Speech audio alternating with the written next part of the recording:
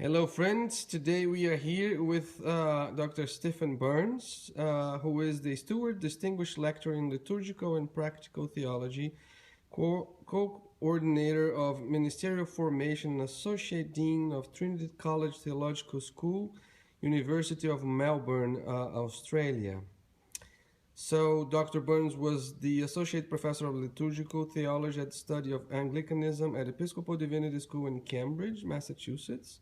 And he has also taught at Queen's Foundation for Ecumenical Theological Education, Birmingham, United Kingdom, and other places. He has written extensively, and I'll mention his book on Christian worship, Postcolonial Perspectives, co-authored with Michael Jaguisar. And he has also written on Presiding Like a Woman, Feminist Gesture for Christian Assembly. The newest one is Liturgical Spirituality, Anglican Reflections on the Church's Prayer. So Dr. Burns, we're so excited that you have agreed to give us this interview. Thank you. And so tell us a little bit about your itinerary. How did you get from there to here, so to speak? I studied theology in British universities just over 20 years ago now, and so that was my induction into theological education, and I kind of never left. I did get ordained as a presbyter in the Church of England, but I have always been working in context of theological education from almost the word go. I love those contexts, and I've never wanted to leave the good experience of being able to learn as my way of living. So I studied at Durham University initially and was inducted there a very willing learner about feminist theology, and that's really been my pathway towards the post-colonial interests, which I've picked up later on. Feminist theology introduced me to a whole range of liberation theologies, and my initial impressions of feminist theology were incredibly strong, very transformative in my own life, particularly through somebody who became my mentor, Anne Loades, and the way in which her thinking and writing revolutionized many of the ways I thought. And over time, my reading and learning in feminist theology introduced me to a whole range of questions about human flourishing, about how fully human representation in the church, in the church's ministry, in all kinds of things, began to open up for me. And post-colonial questions came to me from those beginnings.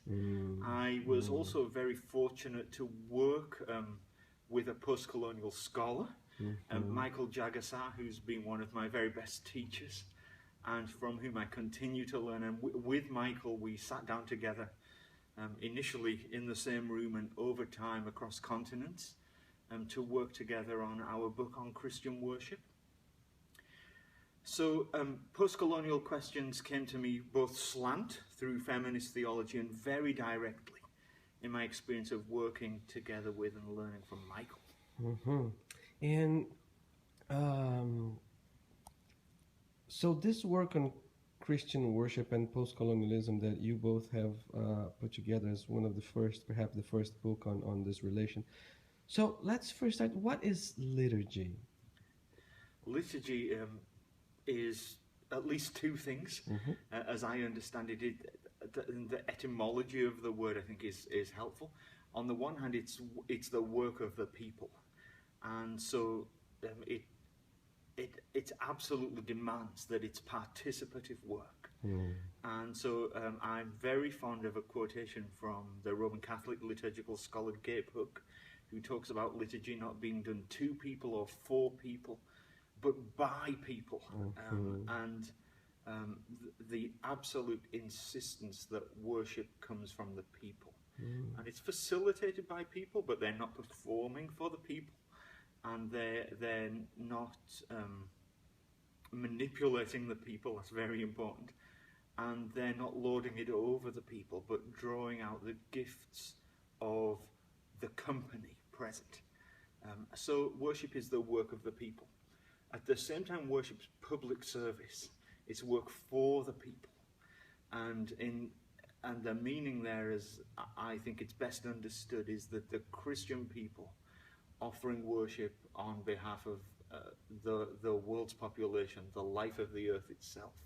So in that sense, priestly, that all of the people participating in worship are involved in priestly work. And I continually myself go back to that dual meaning of the word liturgy. Work of the people, work for the people. Now that's a slightly different track to your question. You asked me what's worship. Worship is what we give worth to. And Christian worship is the Christian people's acknowledgement, celebration, joy in delight in the experience of returning praise to God. Mm. And how then does this work with and by the people and for the people organizes the church hierarchically?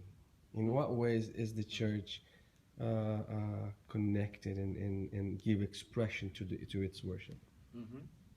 Well, so much of the history of Christian worship is unhelpful for looking for lived examples to respond to that question. I think that so much Christian worship has been clericalist and unnecessarily hierarchical, and my own sense is that much of that needs to be corrected. So the Christian worship needs organized. It's best organized according to people's gifts, but roles in Christian worship are really only ever temporary, and people step in and out of leadership according to their gifts when Christian worship is done well. That vision of Christian worship can be so easily subverted, distorted, undermined, and changed for the worse. So, in some ways, you have already answered the question that I'm going to ask you. But what does postcolonial, this word, this theory, what does it do to liturgy that helps us think liturgy differently? You already answered some of that, but can you explore more of that? Well, first of all, it will help us to push and stretch and challenge underreached ideas about what work of the people involves and what work for the people involves.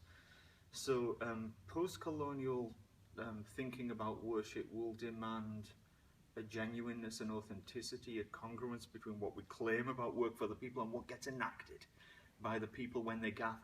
It will challenge the authenticity, the congruence, the genuineness of the gatherings work for other people.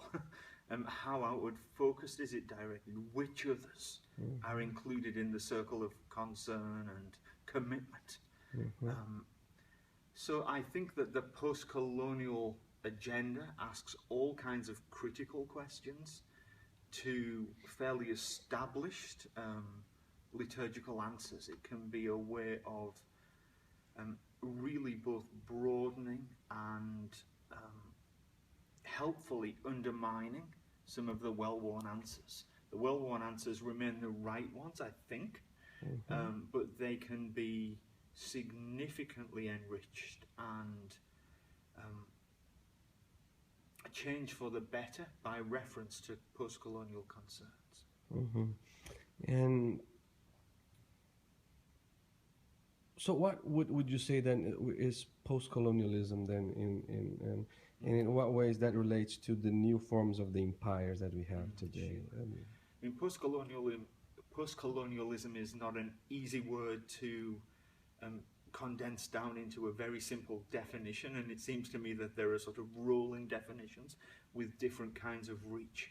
One of them relates to empires both old and new and can have a geopolitical kind of focus.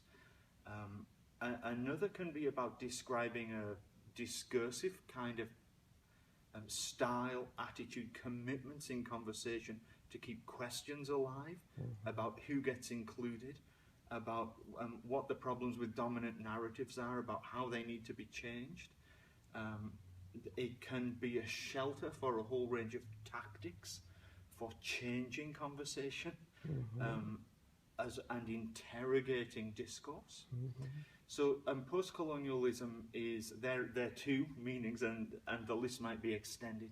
So it's very difficult, I think, to summarize in simple ways. It's a cluster of critical questions, and not just questions for conversation, but for commitments to change practice. I see. And what would you say, perhaps some ideas or some movements or some places that you can tell us what would be these liturgical practices that would be more faithful to the people and would break down structures of power and bring justice? Anything that comes to your mind? Well, there are a lot of dominant narratives in Christian worship, and particularly in traditions like my own, where texts have been not just prevalent, but apparently normative. So I think that the interrogation of those texts, maybe for the good things that they contain, but also for the damage they've done, is an important part of the postcolonial agenda. The way in which ministry is ordered, I mean, you used the word earlier, hierarchy. Hierarchies have not always been helpful, and when they become overreached beyond their capacity simply to organize the people in ways which draw forth the gifts of all. So I think that there's a post-colonial agenda that relates to all of the different components of worship, all of the media of worship, as it were, texts, music, ministries, movements. Nothing would be excluded from the agenda as it took its survey of all of the different media involved in the assembly's work. And in that regard, in what ways could the church, through its liturgies and rituals, respond to some of the tragedies of the world today? To, I don't know, I think about the refugees in Syria, or what happened in Ferguson. What would do you think the church could respond? In what ways could the church respond with its liturgies and prayers and songs? What would you say? Thank you. I mean, I think in the first place, the point is not to deny those tragedies. And so much Christian worship is arguably an exercise in denial about the realities of suffering, about the realities of evil, about the realities of human complicity in all kinds of destructive behaviors of one another and of the context we share. So I think that the refusal to deny reality is a very important starting place. Worship should never be reality disguising, as all the other modes of theology. They should never be reality disguising. I think that then we might pick a whole range of foci where things could be done to address your question. One very obvious one to me is that intercession is connected to practices of concern, to practices of connection, to relationships with the people for whom we pray, in all their difference and difference from us as prayers, perhaps in very different contexts. That we search ourselves, that we search the power that we have to share with other people, to make connections between how we pray and how we act. And that can be done in all kinds of ways. And then there are ways in which we can simply be conscious of so many other contexts beyond the local. That's great. And so, in continuing with this, if I put these two words together, how would you develop if I say, just using the sacraments and say, baptism and the world, and Eucharist and the world? How would you develop that? Well, I think we churchify the sacraments in very, very unhelpful ways very often, that we confine them to so-called sacred space, a concept which doesn't exist except by reference to the entire creation, so far as I understand it.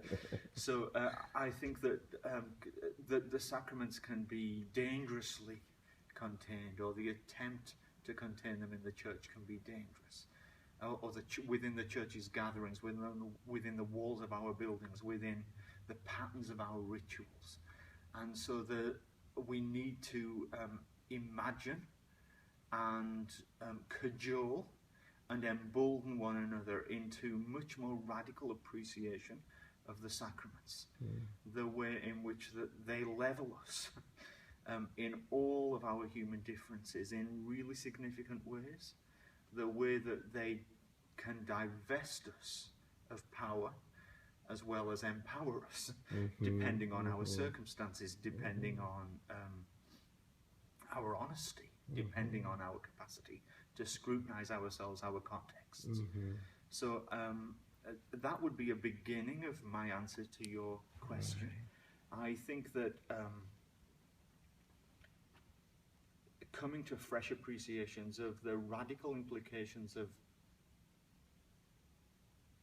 the freely given gift of the sacraments to all without exception is very underappreciated in many, many situations. I think and then a sense of the worldliness of the sacraments, the ways in which the matter of the sacraments are the gifts of the earth itself, and that are a witness sometimes to the cooperation of human beings and the natural creation.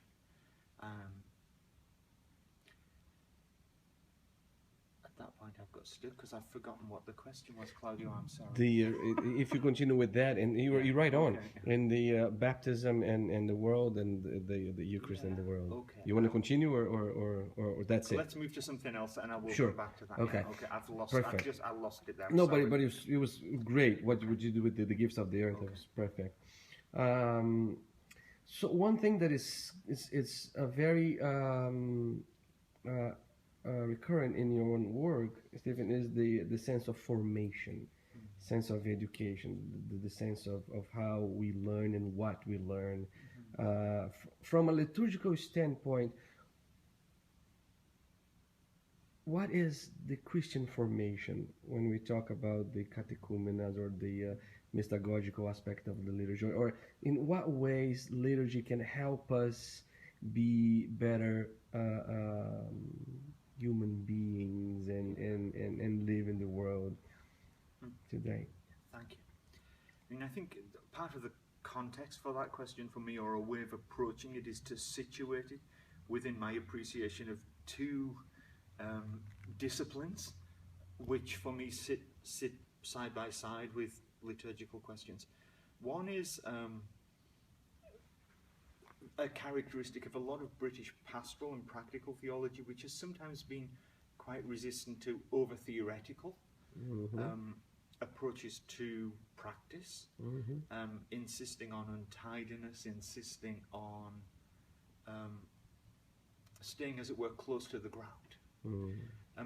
There's something similar in a lot of British-based feminist theology, which is sometimes resistant to overly theoretical approaches to feminism, and a sense that feminism is a matter of life and death. I've long been struck by a quotation by Janet Martin Soskis, who says sexism isn't a matter of hurting women's feelings, it kills millions of women and girls each year. Wow. If we believe that to be true, we can't allow ourselves to end up in a theoretical cul-de-sac, or to be confined to the academic discourses we may very much enjoy, but which don't push us into the enactment of practice in our lived experience. So I come at postcolonial questions pressed from two sides by that induction into the kind of pastoral theology I learnt in my own formative theological education in Britain, and that strand of feminist theology which continues to convict me very, very deeply. And so that's I can't now remember that question either. That's fantastic. No, that's but I didn't get to it. I wanted to say something about the question. What was it? the liturgical formation, how that liturgy can form us. So formation, I think, has always been so interesting. Sorry, I shouldn't have put my thumb up because that will now come up on the camera. All right, let's go. Let's start again. Okay. So I think with that, against that background, formation has always been very important to me as a kind of the context in which formations occur in the church, in seminary, in our relationships between one another as Christians, between members of other faiths and ourselves as Christian people in many different situations.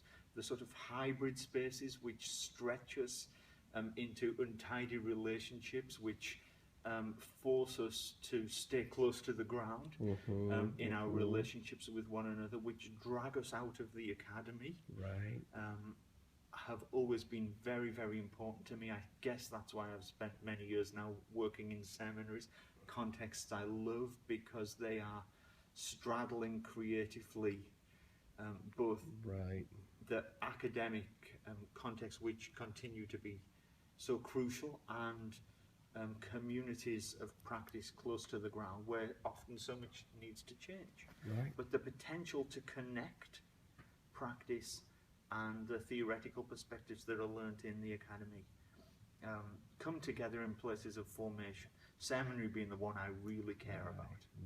So, and then like being in 3 places already, learning and teaching in UK and United States and in Australia. What would you say about the specificity of this context? What is different about these 3 places? This is a very, very interesting question to me, because those 3 contexts are very different, despite the ways in which some culture overlaps between them. On the surface, they may look similar, particularly perhaps the UK and the Australian context. But in fact, they're 3 very different spaces. And the way in which theological texts sort of migrate between the 3, I think, is sometimes problematic when some of those differences are not able to be acknowledged, either because they're absent from the text themselves or they're absent from the communities in which the texts are read cross-culturally. The cross-cultural dimensions of theological education in places where the same language is shared is very, very easily hidden, and unless it's acknowledged, I think it can be quite distorting. One very difference, I think, of which I'm very conscious of, particularly moving between Australia and the United States, is that Australia is, particularly among the 3 countries in which I've lived, a place which is constantly referencing elsewheres. Now, sometimes that's the so-called motherland. Increasingly, it's also North America, from which the cultural reach is so overwhelming, perhaps almost everywhere. Increasingly, too, it's towards the Pacific Islands and to Southeast Asia. It's a place where multiplicity gathers, partly because so many of the current population are themselves migrants. The United States, and maybe this reflects my particular context in Cambridge, and I assume it does, is the place where I found least reference to anywhere else in the world. And that's been quite a disturbing dimension of living here to me, having always been in places where elsewheres have been a much bigger part of the local culture. And I wonder how we might explore more and more the reasons for this. Partly it's to do with American styles of media. Partly it's to do with American styles of politics. Partly it's to do with being surrounded by iconic educational institutions which are considered to be ends in themselves, perhaps, in this local environment. But it's curious to me how little reference is made to elsewheres in the world here, in contrast to other places in which I've lived. That's fantastic. Thank you for this. That's very helpful. Two more questions. One is that when I saw your book, Preaching Like a Woman, are you telling us that men should lead and preach like a woman? What is that you were trying to do in that book? And it's emphatically not about essentialisms, but it is about trying to suggest that feminist theology, as it's impinged on liturgy, has been very helpful. It's certainly been very important in my own life. And yet so much of the conversation about feminist liturgy has been confined to discussion about language. It's reflected a proper concern for word, but it hasn't always, I think, scrutinized as it might the context in which words are uttered in Christian worship, the ways in which words always have a context in human movement, in the way rooms are arranged, in the way bodily gestures communicate meanings, in the way that people relate to one another as they speak, as they pray. So it's about trying to stretch our attention from the very important concern with language amongst feminist liturgists to a wider context where words are one among a whole range of liturgical media that are crying out for scrutiny. I see. That's fantastic. And so, Dr. Burns, what would you say are the most important things that we need to do from a theological, liturgical standpoint? What are the things that we should be paying attention to, or working with, or being aware of? What would be your sense of where we should be in terms of doing our mission as Christians? Well, first of all, I'd want the we to be a wide one. So we might actually be doing different things. I think that for me, I'm very conscious of being a white European male. And so one of the dynamics of which I've tried to constantly be aware is how to do theology in ways which listen carefully to people who are not always given voice as easily as I'm sometimes able to find voice. I think it's been a concern of mine to try and do theology collaboratively. So sometimes in conversation, sometimes in concert might be a better word, where my voice is just one amongst many voices. Perhaps in theology's more celebratory modes. So I think that for me, some of the questions about what's important in theology is about trying to contain my own voice, as well as using the power that I have to share. That's fantastic. That's not an issues-based answer, but maybe it's more about method. Yes, which changed the whole content of everything we do. And you have done so much in terms of collaborating and doing your own work and with other people, and you're a great listener too. So, Dr. Burns, we're very glad with your time. Thank you so much, and blessings in your new appointment in Australia. Thank you. Thank you.